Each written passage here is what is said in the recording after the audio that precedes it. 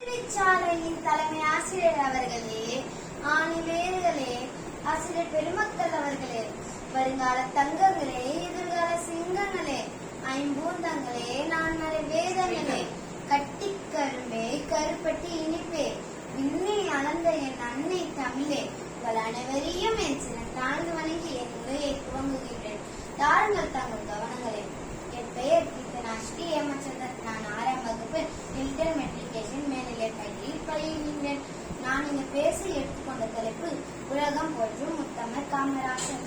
உலகம் போற்றும் மகாராசர் அவரே எங்கள் காமராசர். கர்ம வீரர், பெருந்தலைவர், மேதை, ஏழை பங்காளன் என்றெல்லாம் புகழ்படும் காமராசரை பற்றிதான் பேச வந்துள்ளேன்.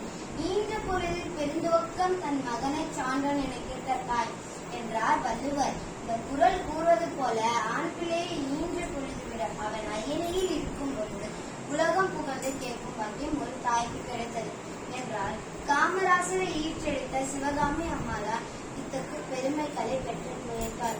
உலகம் அறியாமல் நிலை பெற்று இருப்பதற்காக தமக்கென்ன வாழாமல் பிறர்க்கென்ன வாழும் பெருவாழ்வு வாழ்பவர்கள் இருப்பதாக என்று புறநானூறு கூறுகின்றது. இக்கூற்றிற்கு மிகவும் பொருத்தமானவர் காமராசர். காமராசர் மறைந்தவுடன் அவர் வசித்த வாடகை வீட்டின் சொந்தக்காரர் எடுத்துக்கொண்டார். உடல் பயன்படுத்திய காரை காங்கிரஸ் எடுத்துக்கொண்டது. உடல் அக்னியை எடுத்துக்கொண்டது. அவருடைய பெயரை மட்டும் வரலாறு எடுத்துக்கொண்டது. ஏழைகள் வாழ்வில் ஏற்ற மரம் என்றும் உழைத்தார் மாற்ற மரம். ஆற்றில் அணைகள் கட்டி வைத்தார், ஆக்கமுடன் செயலை கொட்டி வைத்தார். போற்றி உங்களை புகழ்கின்றோம், அதனாலே நெஞ்சம் அள்ளி கோடிகள் சேர்க்கும் மனிதர்களை கொஞ்சம் சேர்ப்பார்கள். வறுமையில் அவர்தான் மாண்டாரே, மக்கள் வளர்ச்சியை மட்டும் நினைத்தாரே. உலகம் உள்ள நாள் வரைக்கும் பெருந்தலைவர் புகழை நினைத்திருக்கும். பேச வாய்ப்பளித்து பேசவிட்டு அமைதிகளை தோன்றிய அத்தனை பேரையும் சிலர் தாழ்ந்து வணங்குவதே நல்ல பழக்கம். அதுவே எனது வழக்கம்.